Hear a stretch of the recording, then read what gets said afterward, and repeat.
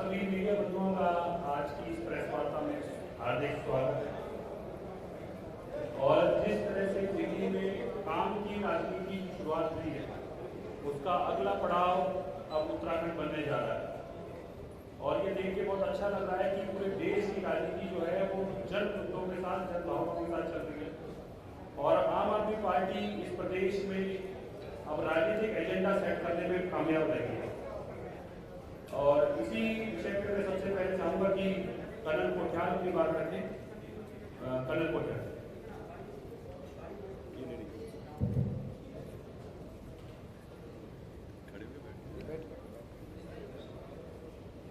अभी हम जब रास्ते में आ रहे थे, मेरी किस्मत अरविंद केजरीवाल सर के साथ गाड़ी में बैठ करके, तो मैं सोच रहा था कि आज ये जो दिन है, क्या ये वाकई में हमारे लिए बहुत बड़ा गर्व वाला दिन है या हमारी किस्मत वाला दिन है, जिस दिन सर को यहाँ पे पहली बार ऑफिशियल विजिट में देहरादून आए हैं।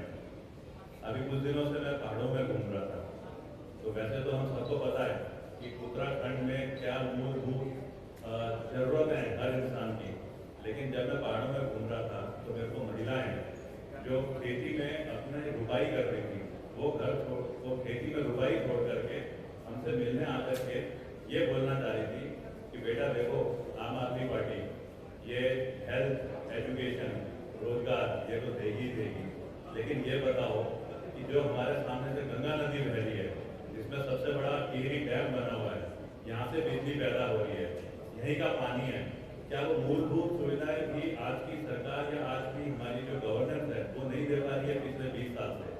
तो मैं सोच रहा था आज आते हुए एक आदमी जिसने अपनी मेहनत से सबसे बढ़िया जो इंजीनियरिंग कॉलेज होता है आईआईटी खड़गपुर से इंजीनियरिंग करी, उसके बाद में टाटा स्टील में उस जगह नौकरी करी जहाँ पे कि माओवादी थ्रेट है आज के जमाने में और लोग बड़े पिछड़े हो गए थे। उसके साथ मदर टेरेसा जैसी संस्थाएं जो मदर टेरेसा ने बनाई थी, नॉर्थ ईस्ट इंडिया में क्या समस्याएं हैं, सिक्किम में किस तरीके का आज एक समाज चलता है, उनके ऊपर स्टडी करी। उसके बाद सिविल सर्विसेज वो क्वालिफाई करा, उसके बाद नौकरी करी।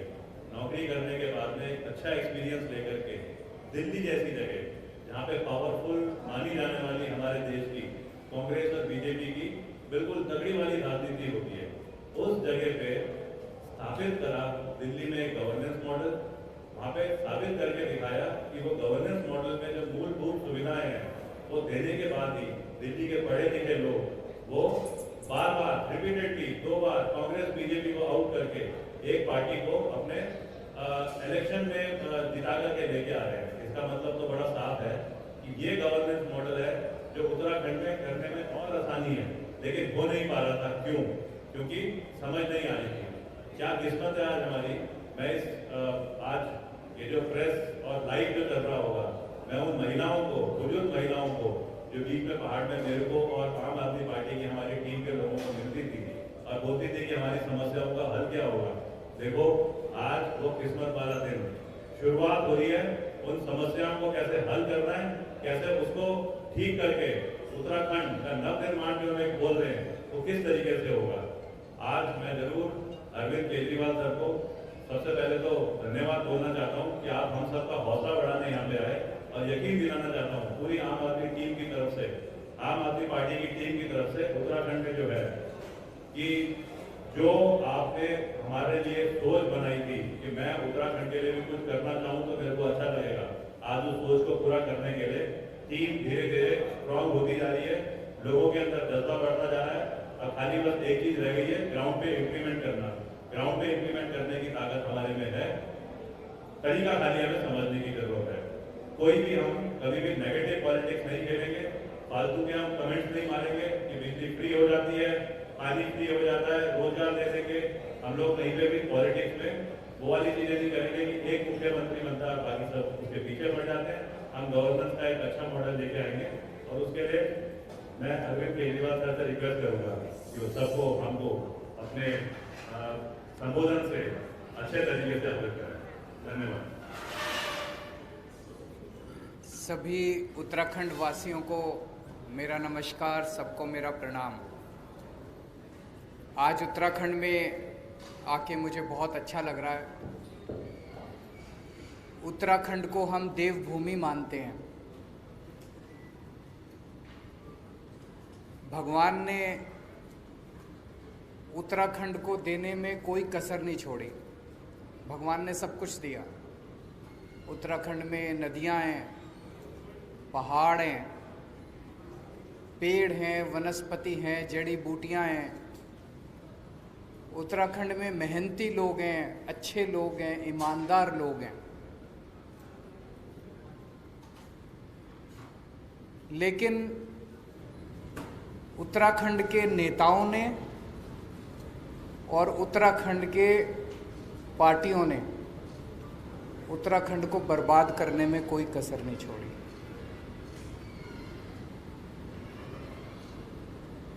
आज उत्तराखंड के अंदर 2 पार्टियां हैं।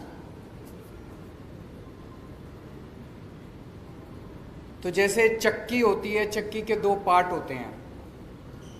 उन चक्की के 2 पार्टों के अंदर दाने पिसते हैं। ऐसे इन 2 पार्टियों के बीच में उत्तराखंड और उत्तराखंड की जनता पिस रही है पिछले 20 साल से। इन दोनों पार्टियों ने बड़ी अच्छी सेटिंग कर रखी है, बड़ी अच्छी सहमति बना रखी है आपस में, और बड़े तरीके से है, सिस्टमैटिक। आप 2000 से उठा के देख लो, एक बार तुम, एक बार हम, एक बार तुम, एक बार हम, एक बार तुम लूटो, एक बार हम लूटेंगे, एक बार तुम लूटो, एक बार हम लूटेंगे। अभी हम देख रहे हैं कि सत्ताधारी पार्टी के पास सीएम ही नहीं है। एक बनता है, फिर सत्ताधारी पार्टी को लगता है नहीं ये भी निकम्मा, फिर दूसरे को बनाते हैं, फिर कहते हैं नहीं ये भी निकम्मा। मेरे ख्याल से 70 साल के भारत के इतिहास में ये पहली बार हो रहा होगा कि कोई अपनी पार्टी खुद ही कहती है कि हमारा सीएम बेकार है। वैसे तो अपोजिशन वाले कहते हैं भाई ये पार्टी खराब है, ये सीएम खराब है। ये तो खुद ही कह रहे हैं कि हमारा सीएम खराब है, इसको बदल रहे हैं। अब फिर दूसरे को भी कहते हैं ये भी खराब है, इसको भी बदल रहे हैं। तो वहां पे सीएम की लड़ाई चल रही है, उनके पास सीएम नहीं है। फिर विपक्ष है, विपक्ष के पास नेता नहीं है। वहां पे विपक्ष का नेता चुनने के लिए पिछले महीने भर से दिल्ली के अंदर दिल्ली के चक्कर काटे जा रहे हैं। उत्तराखंड की जनता के विकास के बारे में कौन सोचेगा? क्या इन दोनों पार्टियों में से किसी भी पार्टी को उत्तराखंड की जनता की चिंता है? उत्तराखंड की जनता के बारे में कौन सोचेगा? उत्तराखंड के विकास के बारे में कौन सोचेगा? इन दोनों पार्टियों को कोई परवाह नहीं है। दोनों पार्टियां केवल सत्ता की लड़ाई लड़ रही हैं, कुर्सी की लड़ाई लड़ रही हैं। आज इतनी महंगाई हो गई है, एक आम आदमी को अपना परिवार चलाना मुश्किल होता जा रहा है। हर चीज महंगी होती जा रही है। जैसा भी कर्नल साहब ने कहा, किसी भी परिवार में चले जाओ, सबसे ज्यादा दुखी कौन है? खासकर महिलाएं हैं। क्यों? आदमी कमाता है, कमा के महीने के अंत में अपने घर में अपनी धर्मपत्नी को, माँ को, बहन को लाके पैसे उसके हाथ में रख देता है। फिर पूरा महीने का खर्चा तो बेचारी महिला को चलाना पड़ता है। आमदनी बढ़ नहीं रही, खर्चे बढ़ते जा रहे हैं, महंगाई बढ़ती जा रही है। मेरा ये कहना है कि उत्तराखंड जो कि बिजली बनाता है, जो कि दूसरे राज्यों को बिजली देता है, दूसरे राज्यों को बिजली बेचता है, उत्तराखंड के अपने वासियों को बिजली इतनी महंगी क्यों मिलती है? क्या कभी किसी भी सरकार ने उत्तराखंड वासियों को फ्री में बिजली या सस्ती बिजली देने के बारे में सोचा? नहीं सोचा। उनके पास टाइम ही नहीं है। वो तो अपनी सत्ता की लड़ाई में लगे हुए हैं। जब टेहरी बांध बनाया गया था, टेहरी बांध बनाने के लिए जिन लोगों की जमीनें ली गई थी, जिन लोगों के रिसोर्सेज लिए गए थे, उनको वादा किया गया था कि तुम लोगों को कम से कम फ्री में बिजली दी जाएगी। किया गया था कि नहीं किया गया? क्या उनको फ्री में आज तक बिजली मिली? उनको भी बिजली नहीं दी। जो उनको वादा था, उनको भी बिजली फ्री में नहीं दी। कुछ दिन पहले, अभी 4-5 दिन पहले, मैंने टीवी में सुना कि उत्तराखंड के बिजली मंत्री ने ऐलान किया कि हम 100 यूनिट बिजली फ्री देंगे और 100 से 200 यूनिट बिजली हाफ रेट देंगे। मुझे बहुत अच्छा लगा कि उत्तराखंड के लोगों को कुछ तो फायदा होगा। लेकिन मैं सोच रहा था कि चुनाव के 6 महीने पहले ये वादा कर रहे हैं, ये अपने वादे पे टिकेंगे नहीं टिकेंगे। इनके एक बहुत बड़े नेता ने एक बारी कमेंट किया था, जब उनसे पूछा गया जी आपने कहा था 15-15 लाख रुपए देंगे, बोले ये तो चुनावी जुमला होता है। तो जब उन्होंने ऐलान किया कि 100 यूनिट बिजली फ्री देंगे, तो मेरे मन में एक शंका थी, एक खुशी भी थी, एक शंका भी थी कि पता नहीं ये पूरी करेंगे नहीं करेंगे। मेरी शंका 24 घंटे में उसका निवारण हो गया। उसके 24 घंटे के अंदर यहाँ के मुख्यमंत्री ने कह दिया ऐसा कोई प्रस्ताव नहीं है, हम बिजली मुफ्त नहीं देने वाले। तो आपको 6 महीने का इंतजार भी नहीं करना पड़ा। चुनाव उन्होंने खुद ही कह दिया ये चुनावी जुमला था, हम बिजली फ्री नहीं देने वाले। दिल्ली में उत्तराखंड के बहुत लोग रहते हैं। मुझे तो लगता है शायद उत्तराखंड के हर परिवार से या तो कोई दिल्ली में रहता होगा, या दोस्त होगा, या रिश्तेदार होगा। लगभग हर परिवार का कुछ ना कुछ दिल्ली से रिश्ता जरूर है। और जब आपस में दिल्ली से उत्तराखंड के जो निवासी हैं, दिल्ली में रहते हैं, वो आते हैं वापस, चर्चा करते हैं, फोन पे बात होती है, तो वो बताते हैं कि दिल्ली में किस तरह से विकास हो रहा है। जो काम 70 साल में सारी पार्टियां मिलकर देश के किसी भी कोने में नहीं कर पाई, वो काम आज दिल्ली के अंदर हो रहे हैं। स्कूल बन रहे हैं, अस्पताल बन रहे हैं, सड़कें बन रही हैं, पानी, बिजली, हर क्षेत्र के अंदर दिल्ली के अंदर विकास हो रहा है। अब उत्तराखंड वासी भी चाहते हैं कि वैसा ही विकास दिल्ली का जैसा हो रहा है वैसा ही विकास, यहाँ भी स्कूल अच्छे होने चाहिए, यहाँ भी अस्पताल अच्छे होने चाहिए, सभी उत्तराखंड वासी चाहते हैं। और अब उत्तराखंड के लोग मन बना चुके हैं कि उत्तराखंड के अंदर आम आदमी पार्टी की सरकार लानी है। तो मैं उत्तराखंड के लोगों को भरोसा दिलाना चाहता हूं कि जितने काम, अच्छे काम दिल्ली में हुए वो तो करेंगे ही करेंगे। स्कूल भी अच्छे बनाएंगे, अस्पताल भी अच्छे बनाएंगे, बिजली भी अच्छी करेंगे, पानी भी अच्छा करेंगे, यहाँ पे खेती भी अच्छी करेंगे, कानून व्यवस्था भी, और भी खूब सारे अच्छे काम करेंगे। आज मैं खासकर बिजली के क्षेत्र में 4 बातों की गारंटी देके जा रहा हूं। और मैं ये बता दूं, मैं जो कहता हूं वो चुनावी जुमला नहीं होता। केजरीवाल जो कहता है वो करता है। आज जो मैं कह रहा हूं वो केजरीवाल की गारंटी है। 4 बातों की गारंटी दे रहा हूं मैं बिजली के क्षेत्र में। ये हमारी पहली गारंटी है। पहली गारंटी का मतलब अगले महीने फिर आऊंगा एक और बात करने के लिए, फिर उसके अगले महीने फिर आऊंगा एक और बात करने के लिए। आज बिजली के क्षेत्र में 4 बातों की गारंटी देके जा रहा हूं। पहली चीज, जैसे दिल्ली में करके दिखाया वैसे ही उत्तराखंड के अंदर हमारी सरकार बनेगी। 300 यूनिट बिजली तक हर परिवार को मुफ्त बिजली दी जाएगी। दिल्ली में 200 यूनिट बिजली मुफ्त मिलती है। 200 से 400 यूनिट के बीच में हाफ मिलती है, हाफ रेट पे। तो यहाँ पे इसके लिए हमने एक अलग वो कर लिया कि एवरेज करके 300 यूनिट, वो हाफ वाला कॉन्सेप्ट नहीं रखा, 300 यूनिट फ्लैट, 300 यूनिट तक हर परिवार को मुफ्त बिजली दी जाएगी। दूसरी बात, ऐसे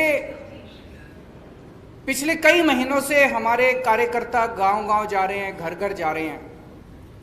ऐसे कई परिवार देखने को मिले, ऐसे कई बिल देखने को मिले कि लोगों के गलत बिल आए हुए हैं। और कई बार होता है कि जानबूझ के गलत भेजे जाते हैं। 60,000 का बिल भेज दिया, अब वो बेचारा जब ठीक कराने जाता है तो उसको कहते हैं 10,000 दे दे, तेरा बिल माफ कर देंगे। होता है ना, कई बार जबरदस्ती के झूठे बिल भेजे जाते हैं। अब बेचारे चक्कर काट रहा है, चक्कर पे चक्कर काट रहा है। इतने बड़े स्तर के ऊपर गलत बिल आए हुए हैं कि उनको अगर ठीक करने के लिए सारी मशीनरी भी लगानी पड़े तो वो कम पड़ जाएगी। तो दूसरी बात, पुराने बिल माफ किए जाएंगे, पुराने बिल नहीं देने पड़ेंगे, एक नए सिरे से शुरुआत की जाएगी। तीसरी चीज, कोई पावर कट नहीं लगेगा। दिल्ली में करके दिखाया हमने। उत्तराखंड में 24 घंटे बिजली देंगे। फ्री बिजली का ये मतलब नहीं है कि बिजली कम देंगे, पूरी बिजली देंगे, 24 घंटे बिजली देंगे, मुफ्त बिजली देंगे। दिल्ली में जब मैं मुख्यमंत्री बना 2015 में, जब दूसरी बार हमारी सरकार बनी थी, मेरे को याद है 2014 की गर्मियां, दिल्ली में 7-7, 8-8 घंटे के पावर कट लगते थे। बहुत बुरा हाल था दिल्ली के अंदर, इतने पावर कट लगते थे। मुख्यमंत्री बनने के बाद मैंने और मेरे मंत्रियों ने और मेरे विधायकों ने गली गली जा जाके, मोहल्ले मोहल्ले में जा जाके तारें बदलवाई, ट्रांसफार्मर बदलवाए, खड़े होके, जैसे अपने घर का काम कराते हैं ना जब घर की, वैसे खड़े होके हमने ट्रांसफार्मर चेंज करवाए, तारें चेंज करवाई, रिप्लेस कराई। और आज दिल्ली के अंदर 24 घंटे बिजली है। लोगों ने इन्वर्टर इस्तेमाल करने बंद कर दिए, जनरेटर इस्तेमाल करने बंद कर दिए। उत्तराखंड में भी बिजली की कमी नहीं है, उत्तराखंड में बिजली बहुत है कि नहीं है? उत्तराखंड तो दूसरों को बिजली देता है, फिर भी बिजली के पावर कट लगते हैं, क्यों लगते हैं? तो उत्तराखंड में कोई पावर कट नहीं होगा। ये तीसरी बात है। और चौथी बात, किसानों को, उत्तराखंड के किसानों को मुफ्त बिजली दी जाएगी। आज एक किसान बेचारा गरीब आदमी है, सबसे गरीब आदमी है, और उस किसान से भी हम बिजली के पैसे लेते हैं। अगर उसको थोड़ी सी हम सहूलियत दे देंगे तो उसकी जेब में थोड़े से पैसे आ जाएंगे, उसकी जेब में थोड़े से पैसे आएंगे तो अपने बच्चों को और अच्छी तरह पाल लेगा।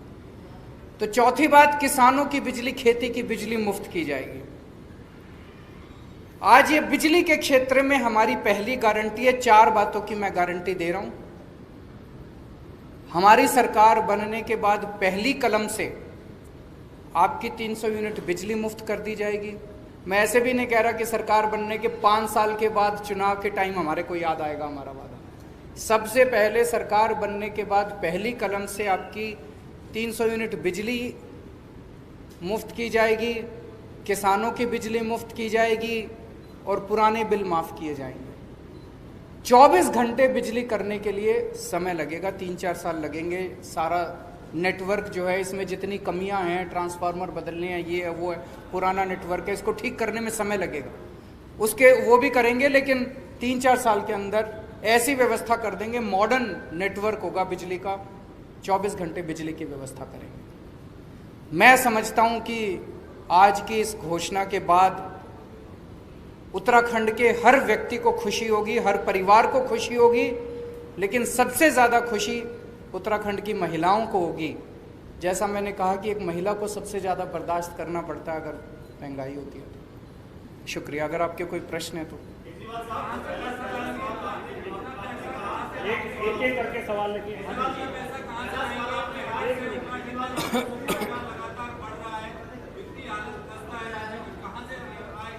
वो भाई साहब ने बड़ा अच्छा प्रश्न पूछा है। 1 मिनट में प्रश्न रिपीट कर देता हूं। उन्होंने कहा कि उत्तराखंड की सरकार घाटे में चल रही है, उत्तराखंड के पास पैसा नहीं है, इतना पैसा कहां से आएगा? आपकी जानकारी के लिए बता दूं, जब दिल्ली में हमारी सरकार बनी थी, दिल्ली सरकार भी घाटे में चला करती थी। आज 5 साल के बाद दिल्ली सरकार नफे में चल रही है। ये मैं नहीं कह रहा, सीएजी की रिपोर्ट जो आई है पिछली, वो कह रही है कि पूरे देश में अकेली एक ही सरकार है पूरे देश में, दिल्ली सरकार, जो कि नफे में चल रही है, बाकी सारी सरकारें घाटे में चल रही है। नंबर 1। नंबर 2, आज ये जो ऐलान किए गए हैं, हम सारी कैलकुलेशन करके आए हैं, सारी प्लानिंग करके आए, ये हवा में नहीं कर रहे। 1200 करोड़ रुपए का खर्चा आएगा टोटल। उत्तराखंड का बजट 50,000 करोड़ है। 50,000 करोड़ में से 1200 करोड़ रुपए निकालना कोई मुश्किल बात नहीं है। दिल्ली का बजट 60,000 करोड़ है। 60,000 करोड़ में हमारी दिल्ली में बजट बिजली की सब्सिडी 2200 करोड़ रुपए आती है। अगर हम 60,000 करोड़ में से 2200 करोड़ निकाल लेते हैं दिल्ली में, तो उत्तराखंड में से 50,000 करोड़ में से 1000 करोड़ तो निकाल ही लेंगे। एक बात। दूसरी बात, आज आपके सामने गवर्नेंस के 2 मॉडल हैं। आपको तय करना है कि आप कौन सा मॉडल चाहते हैं। एक मॉडल है इन दोनों पार्टियों का। इस मॉडल में सरकारें घाटे में चलती हैं, जम के भ्रष्टाचार होता है, स्कूल बर्बाद हैं, अस्पताल बर्बाद हैं, बिजली महंगी है और पावर कट लगते हैं। दूसरा मॉडल है नफे में बजट है, शानदार स्कूल बन रहे हैं, शानदार अस्पताल बन रहे हैं, बिजली मुफ्त है और 24 घंटे बिजली है। आप तय कर लो आपको कौन सा मॉडल चाहिए। अगर हम बिजली मुफ्त कर रहे हैं, आज मैं आपको वादा करके जा रहा हूं अगले 5 साल के अंदर किसी भी चीज के ऊपर टैक्स नहीं बढ़ाया जाएगा। आपसे एक्स्ट्रा टैक्स नहीं लेंगे, हम एक्स्ट्रा लोन नहीं लेंगे। कहां से लाएंगे पैसा? चोरी रोकेंगे, भ्रष्टाचार रोकेंगे, भ्रष्टाचार रोक के अगर पैसा बचाएंगे और आपकी जेब में डालेंगे तो आप तो खुशी हो गए।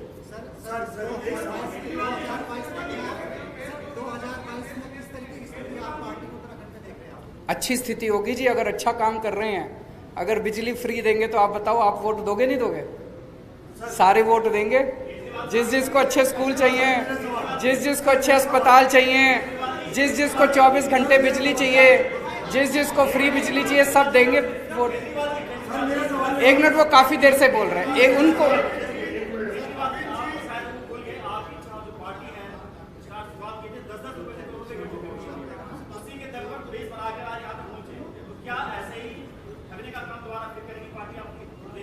देखिए जी, हम अगर चोरी रोकने वाली पार्टी है तो हम तो चोरी करते नहीं। हमारे पास फंड तो आप ही से 10 रुपए लिए। अब आपसे 100 रुपए लेंगे इस बार, आपसे भी 100 रुपए लेंगे, इनसे भी 100 रुपए लेंगे। जनता के चंदे से चलने वाली पार्टी है और जनता के चंदे से चलेगी।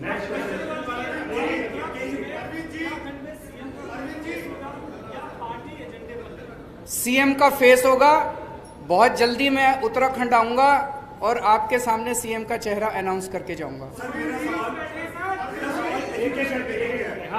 एक मिनट, ये काफी देर से बेचारे। मेरा सवाल एजुकेशन पे लेके है, जहां उत्तराखंडी देहरादून वासी वे बना उद्भंडन हो रहा है, अत्याचार हो रहा है फीस को लेके। स्कूलों की दशा बहुत खराब है, जहां एनुअल फीस और स्कूल फीस बाउंसिंग होने के बाद बच्चों को स्कूल से क्लास से उठा के ऑफिस में जमा कर लिया जाता है और उसके पेरेंट्स को बुलाया जाता है। इस शिक्षा के विभाग को लेकर आप क्या सोचते हैं? मैं आपसे 100% सहमत हूं जी। एक आज दो, इसमें थोड़ा सा मेरे को वक्त देना। ये मेरे बड़ा प्रिय मेरे विषय है, मेरे दिल के बहुत क्लोज विषय है। केवल मेरे नहीं, मुझे लगता है आम आदमी पार्टी के हर व्यक्ति के क्लोज विषय, शिक्षा का विषय। आज हमारे देश में 2 तरह की शिक्षा व्यवस्था है, एक पैसे वालों के लिए और एक गरीब के लिए।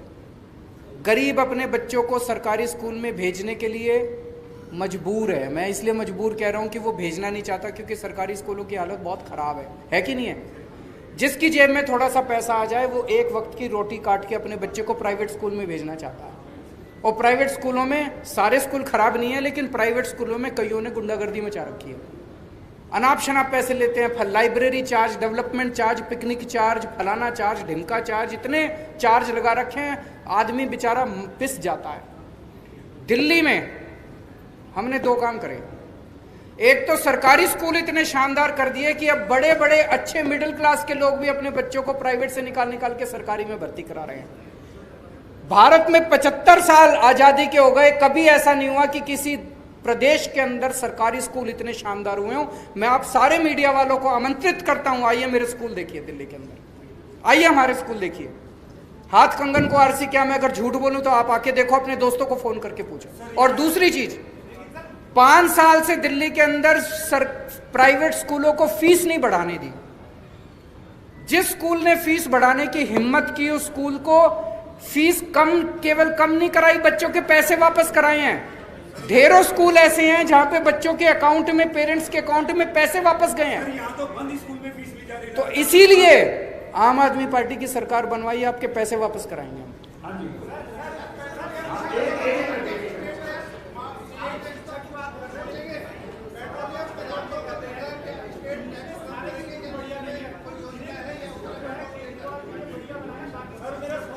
ये इन्होंने अभी आ रहा हूं जी, सबके दूंगा। इन्होंने बड़ा इंपॉर्टेंट क्वेश्चन किया कि बीजेपी वाले ये कह रहे हैं कि केजरीवाल ने दिल्ली में 4-5 स्कूल अच्छे कर दिए, बस बाकी सारे नहीं करे। सर, यहाँ की दिशा बदली मैं आपसे सबसे आपको आमंत्रित करता हूं, आप दिल्ली के किसी सरकारी स्कूल में चले जाओ दिल्ली सरकार के, और आप वहां पे फोटो खींच के मेरे को भेज देना, अच्छा लगे या बुरा लगे। किसी भी सरकारी स्कूल में जाके आप देख लेना।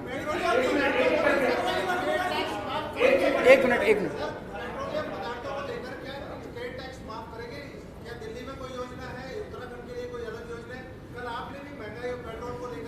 एक चीज बताओ, आप एक चीज बताओ, मान लो 100 रुपए का पेट्रोल है, मैं अभी एग्जैक्ट फिगर नहीं बोल रहा हूं, 100 रुपए में मान लो 20 रुपए तो लेती है स्टेट गवर्नमेंट और 60 रुपए लेती है मान लो सेंट्रल गवर्नमेंट। कम किसको करने चाहिए? सेंटर को कम। एक मिनट सुनो तो सही, मेरी बात तो सुन लो। जितनी भी राज्य सरकारें हैं वो सारी राज्य सरकारें बेचारे छोटे से रेवेन्यू पे चलती हैं, इतना सा तो रेवेन्यू है, सेंटर बढ़ाती जा रही है, आप कहते हो स्टेट कम करे, तो स्टेट चलेगा कैसे? आपको डिमांड करनी चाहिए कि सेंटर कम करे। सेंटर ने ये सेंटर जो इतनी टैक्स पे टैक्स इंटरनेशनल लेवल पे तेल के दाम घटते जा रहे हैं और हमारी केंद्र सरकार टैक्स बढ़ाती जा रही है, तो ये तो सही नहीं है। लास्ट क्वेश्चन,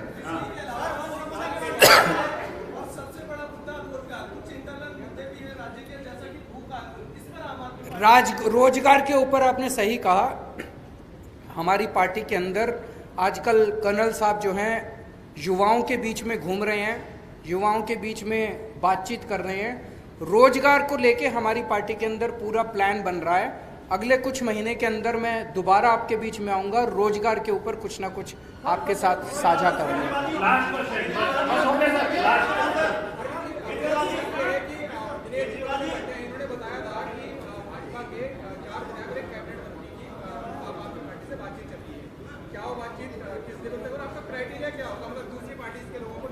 देखिए, मैं आज सभी जितने भी देशभक्त लोग हैं, जितने भी उत्तराखंड को प्यार करने वाले लोग हैं, जो लोग भी उत्तराखंड का विकास चाहते हैं, ऐसे लोग जो दूसरी पार्टियों में अपने आप को कुंठित महसूस कर रहे हैं, सफोकेटेड महसूस कर रहे हैं, ईमानदार लोग हैं, उन सबको मैं आमंत्रित कर रहा हूं कि अभी तक आपकी मजबूरी थी कि आप दूसरी पार्टियों में थे, अब एक अच्छी पार्टी आ गई है, उत्तराखंड की राजनीति करवट ले रही है, उत्तराखंड की राजनीति बदलने वाली है, उत्तराखंड की दिशा और दशा बदलने वाली है। आप सब लोग आइए और आम आदमी पार्टी ज्वाइन कीजिए। बहुत बहुत धन्यवाद, शुक्रिया, थैंक यू, धन्यवाद।